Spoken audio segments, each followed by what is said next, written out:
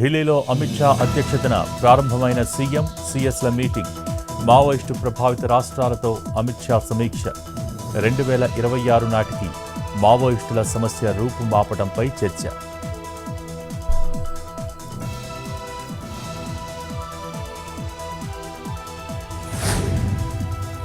సింగరేణి కార్మికులకు దసరా బోనస్ చెక్కుల పంపిణీ.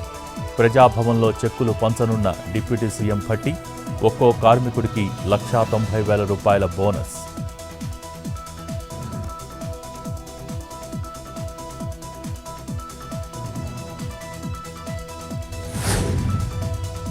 నాగార్జున పిటిషన్పై నేడు నాంపల్లి మనోరంజన్ కోర్టులో విచారణ. తన కుటుంబంపై మంత్రి కొండా సురేఖ అనుచిత వ్యాఖ్యలు చేశారంటూ పిటిషన్. క్రిమినల్ చర్యలు తీసుకోవాలని డిమాండ్ చేస్తున్న అక్కినేని నాగార్జున.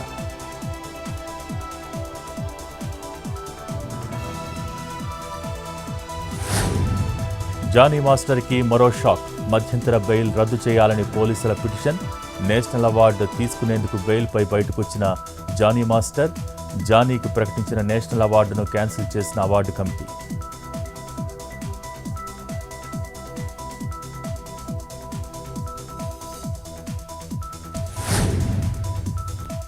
నేడు వరద నష్ట బాధితుల ఖాతాల్లో డబ్బులు జమ.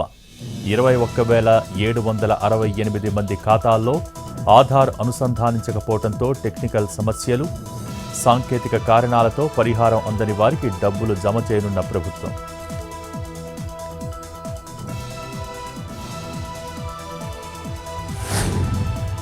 విజయనగరం జిల్లా బొబ్బిలిలో అక్రమంగా తరలిస్తున్న రేషన్ రైస్ పట్టివేత.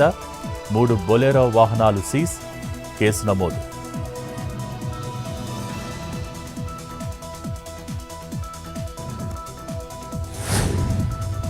అన్నమయ్య జిల్లా రాజంపేటలో ఇంటి దొంగల చేతివాటం.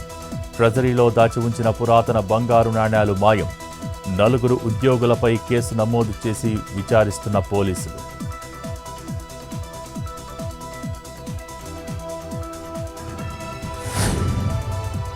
తిరుమల శ్రీవారిని దర్శించుకున్న దువ్వాడ శ్రీనివాస్, మాధురి. ఉదయం వీఐపీ బ్రేక్ సమయంలో స్వామివారి దర్శనం.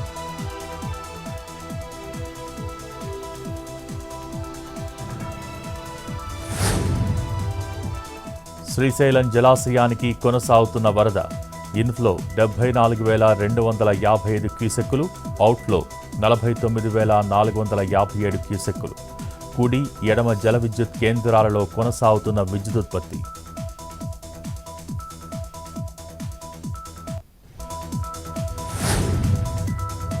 భారీగా తగ్గిన బంగారం ధర, స్థిరంగా వెండి రేట్.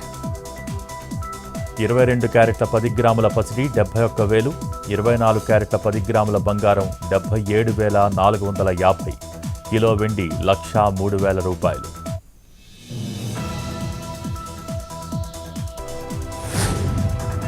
ఇవాళ రేపు తెలంగాణలో ఓ మోస్తరు వర్షాలు. పలు జిల్లాలకు ఎల్లో అలర్ట్ జారీ చేసిన వాతావరణ శాఖ.